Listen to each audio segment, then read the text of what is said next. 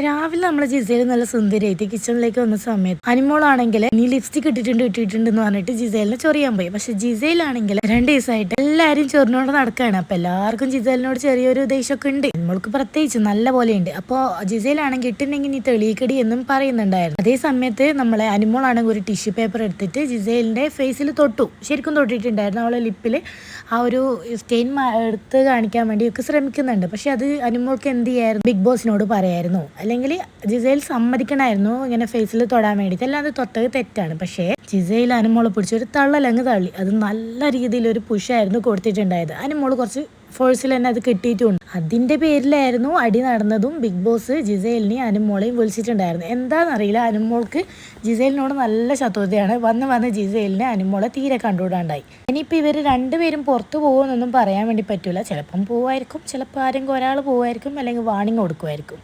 ഇതിനു മുന്നേയും ജിസേലിന്റെ ദേഹത്ത് അനുമോൾ ഇതേപോലെ തൊട്ടിട്ടുണ്ടായിരുന്നു. ഒരാളുടെ അനുവാദം ഇല്ലാതെ അയാളുടെ ശരീരത്തിൽ തൊടാന്ന് വെച്ചാൽ അത് വളരെ മോശമായിട്ടുള്ള കാര്യമാണ്. അത് അവിടെ നടക്കില്ല. പക്ഷെ ജിസേൽ പുഷ് ചെയ്ത സമയത്ത് അതൊരു ഹരാസ്മെന്റ് ആയിട്ടും കാണാൻ വേണ്ടി പറ്റും.